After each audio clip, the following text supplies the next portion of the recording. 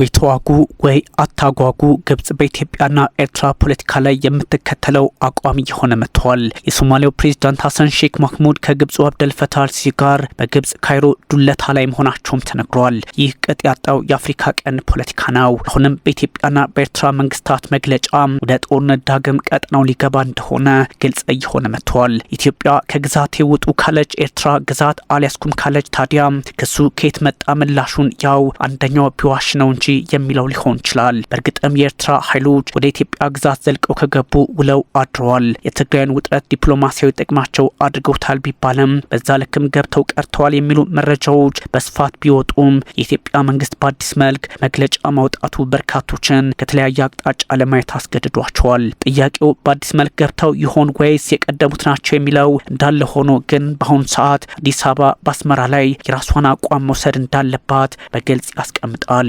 ኢሳያስና አብይ የገቡበትን ሰጥ አገባ ብቻ ሳይሆን አሜሪካና ሩሲያ የገቡበት አፍሪካ ቀንድ ፖለቲካ በአረብ ኤምሬቶችና ሳውዲ አረቢያ ሲታጀብ ሌላ አቅጣጫና ቅርጽ እየያዘ መጥቷል። ምንም እንኳን የአፍሪካ ቀንድ ፖለቲከኞች በአብዛኛው ውጪ የሚኖረውን ጨምሮ በዶላር ሆዱን የሚሞላ እንጂ እዚህ ግባ የሚባል ለውይይት እንኳን የሚበቃ ወይም ደግሞ ሀሳብ የማምጣታቸው ነገር አስቸጋሪ ነውና ውጥረቱ እዚሁ በዶላር ታጅቦ ሊቀር ይችላል የሚል ስጋት ያለባቸውም ተበራክተዋል። በዛ ልክም ታዲያ ውጥረቱ ሌላ አቅጣጫ እየያዘ በመጣበት ሰዓት የኢትዮጵያ መንግስት ያስቀመጠውን ሀሳብ አሊያም ቀይ መስመር የኤርትራ መንግስት እንደ ጣሰው የሚቀጥል ከሆነ በእርግጥም ውጥረቱ ከፍ ያለ ሆኖ ይመዘገባል። ኢሳያስና የጠቅላይ ሚኒስትር አብይ አህመድ ሰጥ አገባ ብቻም ሆኖ አይመዘገብም። ለፕሬዚዳንት ዶናልድ ትራምፕና ፑቲንም እጃቸውን አጣጥፎ አይቀመጡም።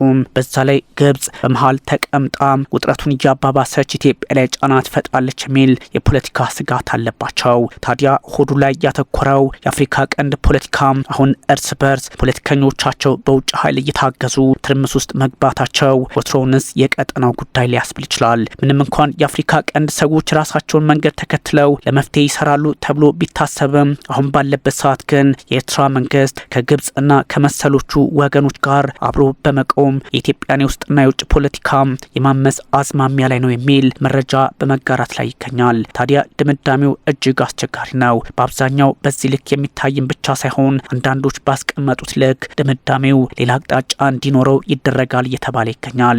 አስመራ ከሰው ግዛት አልወጣም ካለች አዲስ አበባ ደግሞ እጇን አጣጥፋ ትቀመጣለች ወይ? ምላሹ አይ ግፋቢል ልታገስ የምችለው ጉልበቴን እስከማሰባስብና ትንፋሼን ዋጥ እስከማድረግ ድረስ ነው የሚለው እንደሆነ ሳይታለም የተፈታ ነው። ኤርትራ አሁን መግለጫን በመግለጫ እያለች ይገኛል። ጦር የማዝመት አዝማሚያ የለኝም፣ እኔ ስራ የበዛብኝ አገር ነኝ ለማለት ትሞክራለች። በእርግጥ የትኛው ስራዋ ያው ማተራመሱ ካልሆነ በስተቀር ኤርትራ ስራ በዝቶባት እንደማያውቅ ሳይታለም የተፈታ ነው። የትኛው መሰረተ ልማት የትኛው እንደዚሁም ደግሞ የመብራትና የሀገሪቱ ስትራቴጂ ወይም ፕሮጀክት ወደፊት የሚያራምዳት ምላሹን የሚያውቁት ራሳቸው የኤርትራ ህዝቦች ቢሆኑም ግን ደግሞ ከኢትዮጵያ አንጻር እዚህ ግባ የማይባል የዲፕሎማሲና የእድገት እርምጃ ውስጥ እንደሆነች ጋር ተቀምጧል። ኤርትራ ትርጉም የለሽ ውዝግብ ውስጥ ለመግባት ፍላጎት የለኝም አለች።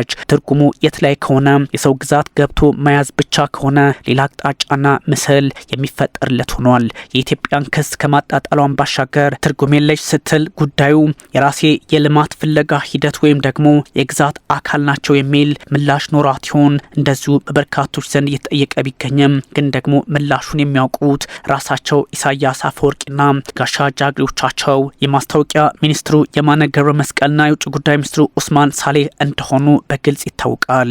ያው ኡስማን ሳሌ ጀብሃን ከርተው ሻቢያ የሆኑ የኢሳያስ የክህደት የቁርጥ ቀን ወዳጅ እንደሆኑ ሳይታለም የተፈታ ነው። ታሪካቸውም ወደ 35 ዓመታት ወስዶ የሚያስታውሰው በእርግጥ ይህን ሆኗል። ትርጉም የለሽ ክስ ያለችው አስመራ በዚህ ውዝግብ ውስጥ ለመግባት ፍላጎት የለኝም ስትል ማስታወቂያ ሚኒስቴሯ በኩል በወጣችው አጭር መግለጫ አረጋግጣለች። እንግሊዝኛውን ሳይቀር አረብ የጻፈላት ይመስላል።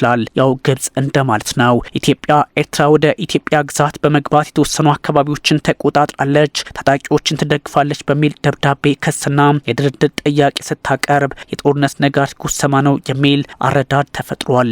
የኢትዮጵያ መንግስት እስካሁን ለምን ዝምታን መረጠ የሚያስብል እንጂ ከግዛት ይወጡልኝ እንደ መንግስታዊ ክህደት ሊታይ ግን የማይገባው ጉዳይ ነው። ምክንያቱም ኢትዮጵያን ብትሆን የኤርትራን ሉዓላዊ ግዛት ከተተናኮሰች አሊያም ገብታ ከያዘች ዓለም አቀፍ ህገወጥነት ነውና ይህ ደግሞ በአስመራም ሊታይ የሚገባው ጉዳይ መሆኑን በግልጽ ያስቀመጠ ነው። የኢትዮጵያ መንግስት እስካሁን እንደዚህ አይነት እርምጃዎችን የመውሰድ አዝማሚያ አላሳየም ለማለት ከባድ ቢሆንም የውስጡ ፖለቲካና ከውጭ እንደነ ግብጽ ያሉ ደግሞ ጫና መፍጠራቸው እጅጉን አስፈሪ ጊዜ እንደነበረው ለማስታወስ ግን ግድ የሚል ነው። ኤርትራ ምላሽ ትሰጣለች። ትርጉም የለሽ ውዝግብ ውስጥ ነዳጅ ማርከፍከፍ እንደ ሁኔታው ደግሞ ለማቀጣጠል ተነሳሽነቱም ሆነ ፍላጎቱ የለኝም በሚል የኢትዮጵያ መንግስት አቋም ረብ የለሽ ብትለውም አዲስ አበባ ግን ጥርስ መንከሷን ቀጥላበታለች። ግዴታዋም ይሆናል።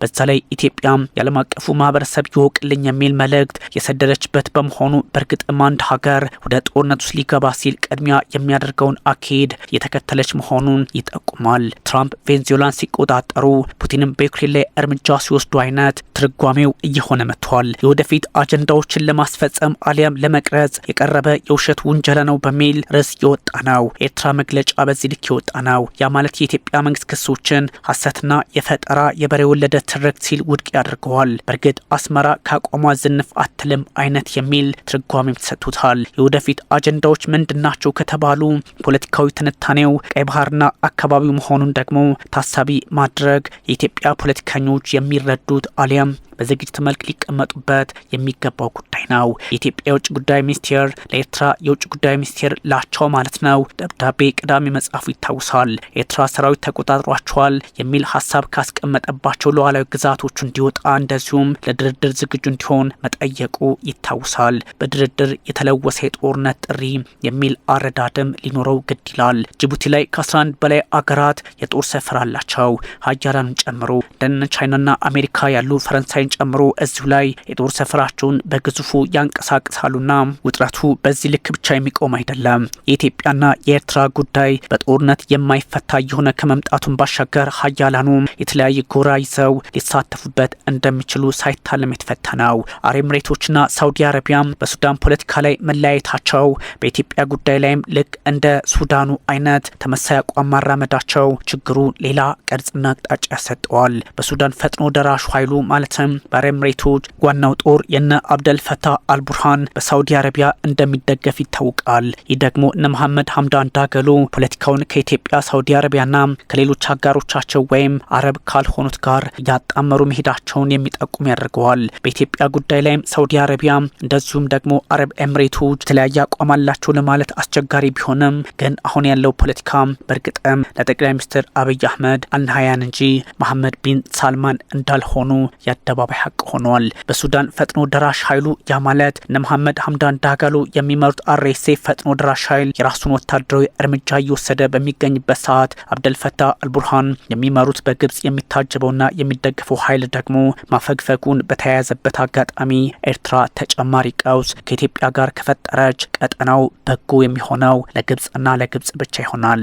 የኤርትራ ወታደሮች በኢትዮጵያ ሰሜን ምስራቅ ድንበር ከዚህ ቀደም ከተቆጣጠሩት አካባቢ የበለጠ እንደገቡ ይነገራል። ምናልባትም የኤርትራ ጦር ቀደም ሲል መግባቱ ቢታወቅም አዲሱ ነገር ተጨማሪ ቦታዎችን በአዲስ መልክ ይዘዋል የሚለው ሆኗል። በደብዳቤያቸው ላይ የኢትዮጵያ መንግስት ፖለቲከኞች ልከዋል። በድንበር አካባቢዎች የነበሩ የባለፉት ጥቂት ቀናት እንቅስቃሴዎች ይህን የሚጠቁሙ የኤርትራ መንግስት በሁለቱ ሀገራት መካከል የበረታውን ወይም ደግሞ የጠነከረውን ውጥረት ያባባሰው እንደሚሄድ የመረጠው መንገድ ነው በሚልም የቅዳሜው መግለጫ ከኢትዮጵያ የውጭ ጉዳይ ሚኒስቴር በኩል ማተቱ የሚዘነጋ አይደለም። የውጭ ጉዳይ ሚኒስቴር በዚህ ልክ አቋሙን ግልጽ ካደረገ በደብዳቤ ብቻ የሚመለስ እንዳልሆነ ጠቋሚ ያደርገዋል። ኤርትራና ኢትዮጵያ በሚዋሰኑባቸው አካባቢዎች የኤርትራ ኃይሎች የተለያዩ ቡድኖችን ይደግፋሉ የሚል ሀሳብም ያለበት ሆኗል። ያው እነ ህወሓትንና ፋኖን እንደዚሁም ደግሞ ከቻሉ አልፎ ኦሮሚያ ውስጥ የሚገኘውን ኦነግን ለማለት ፈልጎ እንደሆነ የኢትዮጵያ መንግስት ለመገመት አያዳግትም። ያም ሆኖ ግን አሁን ኢትዮጵያ ከውስጥም ከውጭም ያለባትን ጫና መመከት የሚያስችላት የውስጥ ልዩነቷን ፈታ ስትሰራ እንደሆነ በግልጽ ተቀምጧል። በአንድ መንግስት ብቻ የሚፈታ ችግር እንዳልሆነ ለመገመትም ያን ያህል አስቸጋሪ አይሆንም። የውጭ ጉዳይ ሚኒስቴር ደብዳቤው ላይ ሁለቱ ሀገራት በሚያዋስናቸው አካባቢዎች የኢሳያስ መንግስት የሚሄድበት ርቀት እንደዚሁም ድጋፍ በማድረግ ቁሳቁስ፣ የጦር መሳሪያ ወይም ደግሞ የተለያዩ ጉዳዮችን በማቅረብ ይታወቃልና የጦር ነጋሪት ጎሳሚው ራሱ ነው በሚል አስመራ ላይ ትኩረት አድርጎባቸዋል። የኤርትራ ማስታወቂያ ሚኒስቴር አሁን መረጃውን ሲያጋራ አጭር መግለጫ መግለጫ ቢሆንም ለኢትዮጵያ መንግስት ክስና ውንጀላ ሐሰት ወይም የበሬ ወለደ ትርክት ፈጠራ ይለዋል። ምላሽ ሰጥቻለሁ፣ ምላሹን ደግሞ እንደሚገባችሁ አድርጋችሁ ተርጉሙት አይነት የሚል ሆኗል። የአንድ ፖለቲካን የምታውቀው ኤርትራ የማለት አንድ ባንክ፣ አንድ የፖለቲካ ፓርቲ፣ አንድ ቢራ፣ አንድ ብዙ ነገር በሁሉም ነገር ላይ አንዳንድን ብቻ የምታውቀው አገር አሁን ችግሩን ከፈጠረች ኢትዮጵያ ጋር ጦር ልትማዘዝ እንደምትችል ሳይታለም የተፈታ ነው በሚል ተንታኞች እያስቀመጡ ይገኛል።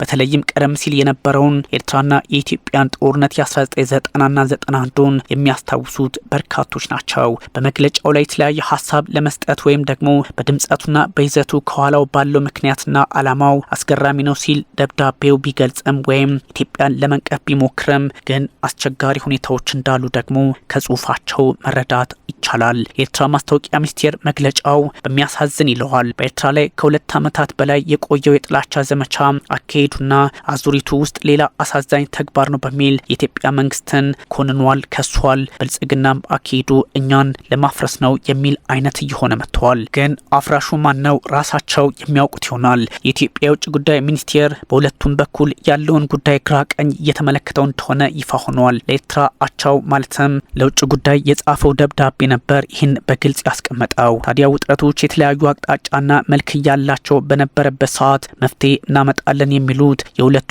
አገራት ወታደራዊ መንፈስ ሳይሆን ፖለቲካዊ መረዳት ሊኖራቸው ይገባል የሚል ትንታኔም እየተሰጠ ይገኛል። ይህ ባለበት ሁኔታ የሶማሌው ፕሬዝዳንት ሀሰን ሼክ ማህሙድ እንዲሁም የግብፁ ፕሬዝዳንት አብደል ፈታህ አልሲሲ ካይሮ ላይ በተለያዩ ጉዳዮች ውይይት እያደረጉ ይገኛል። ታዲያ ይህ ውይይት ደግሞ ሌላ መልክ ያለው ከዚህ ቀደም የነበረው አይነት ሊሆን ይችላል። ጉዳዩ ከኤርትራ ጋር ይገናኝ ይሆን የሚል ሀሳብም አለ። የሶማሌው ፕሬዝዳንት አሁን ከምዕራቡ ዓለም ቸል እየተባለ ይገኛል። የፕሬዝዳንት ዶናልድ ትራምፕ አቋምም የሶማሊያን መንግስት የመደገፍ አይደለም። እስራኤልም ከሶማሊያ መንግስት ጋር በተቃራኒ ቆማለች።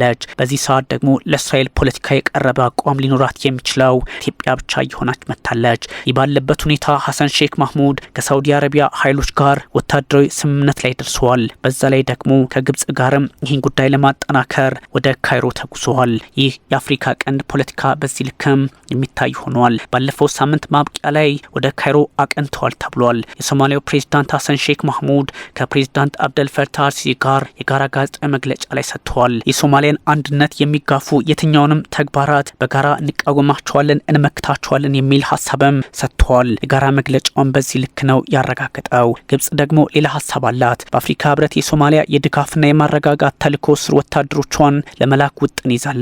በዚህም ተግባራዊ እንደምታደርግ በፕሬዝዳንቱ አብደል ፈታህ አልሲሲ በኩል ለማረጋገጥ ሙከራ አድርጋለች።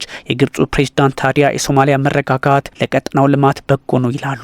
ግን አፍሪካ ቀንድ እንዲረጋጋ እንደማይፈልጉ ሳይታለም የተፈታ ነው። የፖለቲካ አውዱን በዚህ ልክ ማየትን ብቻ ሳይሆን ከአፍሪካ ቀንድ ፖለቲካ ጋር ጸብ ውስጥ የገባችው ግብጽ አሁን ኢትዮጵያን ታሳቢ ማድረግ ጀምራለች። በተመሳይ የኤርትራን መንግስት ፖለቲካ ማስቀጠልም ትፈልጋለች የሚል ሀሳብ በመጋራት ላይ ይገኛል።